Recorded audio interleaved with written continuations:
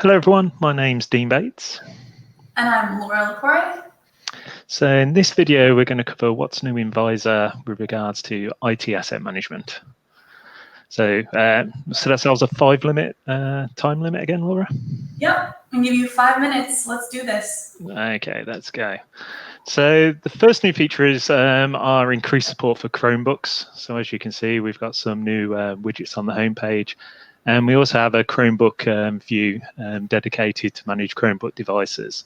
So if that's solely someone's role, then you can just give them the Chromebook view, and it sort of removes any of the other assets which you might be managing in VIZOR. Also behind the scenes, then we're syncing with Google G Suite for Chromebooks. So any Chromebooks which are added to G Suite automatically can be managed within VIZOR. So as we have for other assets, and to see more details, you can just click on the Chromebook and it'll bring up the asset details view.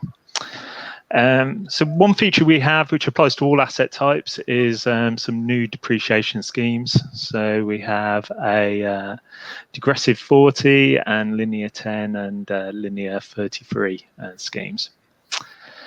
Assets can also be now allocated to a container. So we created this functionality for our Chromebook customers, particularly those within education, where they transport Chromebooks around in these physical containers.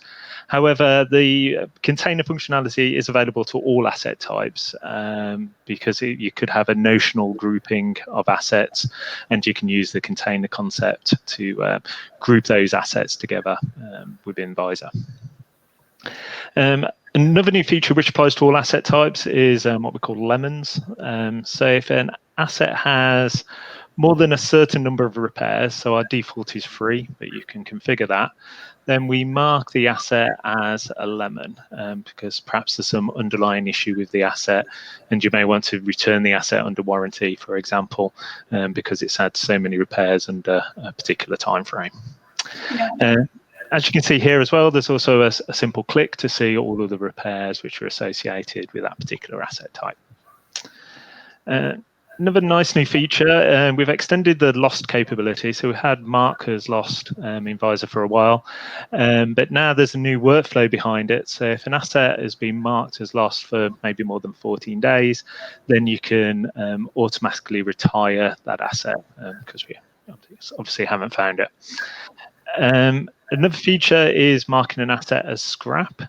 So this is different to retiring an asset, because when you retire an asset, the asset record remains in VIZOR. However, when you scrap an asset, then that deletes the record from VIZOR. So if you no longer need to manage that asset within VIZOR, you no longer need the records, and you can scrap the asset. And as part of that workflow, then we'll send an email to maybe the head of finance or the IT asset manager to let them know that that asset is no longer being managed within the VIZOR system. So we briefly touched on repairs. There's a new repairs view with the latest update. Repairs are essentially a cut down version of our service desk ticket, focused solely on sort of managing repairs and the workflows associated with that. So as you can see, a repair can have an owner and obviously a person who reported the repair, and they can have a workflow of their own. And repair tickets can be associated with assets. In this case, this repair is associated with a Chromebook. As we have with service desk tickets, then you can monitor any activity which is linked to that repair. Unlike service desk tickets, then we have a repair tab. And on the repair tab, you have a number of different tests which you may want to run through when you're actually going through repair diagnostics.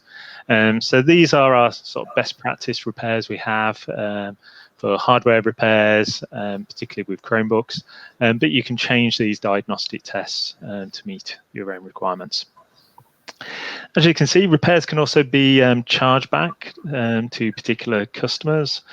And there's a new chargeback area for managing chargebacks and fines. So this is good from a sort of an accounting perspective, where you can track any costs which have been incurred by IT, but need to be charged back maybe to a particular department or a cost center, or it could be a parent or a member of staff, for example. So chargebacks and fines can be associated to a particular asset, and you can also track the progress of those, and again you can update those statuses to meet your own requirements. Finally, we've streamlined our check-in and check-out workflows. So we've had check-in, check-out loan workflows in VIZOR before, but within this release, we've really streamlined the workflows to make it easier to allocate assets to a particular person and to return those assets. So as we had in previous releases, then you can select an asset like manually, as I'm doing here, or using a barcode reader. So simply scan the asset and it will bring up those asset details. In this release, then, on this particular dialog, then we've removed some of the unnecessary fields and highlighted fields which are more important when you're loaning an asset. So in this case, I've selected a particular device, and I'm going to loan this device out to Chris. And I selected Chris from a list, but here we also support barcode readers as well. So if your employees have a barcode number on their badge, then you can simply scan that barcode and it'll bring up the details of that employee. And to help reinforce who the asset has been checked out to, then we display a picture so you can easily identify that you're checking the asset out to the right person. The flip side is when an asset is checked back in, then we've increased, streamlined those workflows as well. So if I just select here and we see all the assets which are assigned.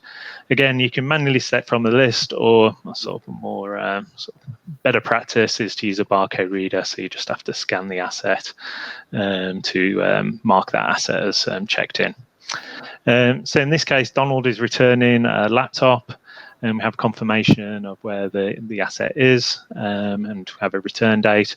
And when we check an asset in, then we can automatically create a repair ticket. So if it's coming in to have a screen replaced or a problem with a keyboard, then we can create a repair ticket automatically within the VIZOR system, so you can track that repair in the new repairs area. So lots of new features for IT asset management. How did we do time-wise? Did we manage within 5 minutes? So, Dean, we're a little bit over 5 minutes, but I could not stop you because there were so many great features. But for those who are listening, you can always email us for more information at ask@vizor.cloud, VIZOR with a Z. And thank you, Dean. It's a pleasure. Thanks very much, everyone. Bye. Bye.